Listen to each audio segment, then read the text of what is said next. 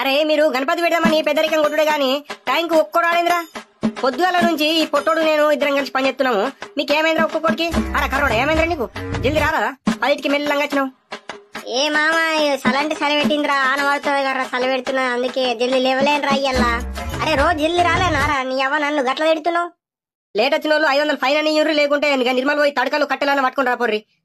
మీకు అడ్డారా అసలు భయం లేదురా మీకు ఒక్కడికి? అరే రాజేశ, మనం నిర్మల్ పోదాం రా, కట్టెలు తడకలు తీసుకురానా. వచ్చేటప్పుడు అదే పుత్తుల పైసలతోటి మంచి IFC రెస్టారెంట్ లో బిర్యానీ తిని రావచ్చురా.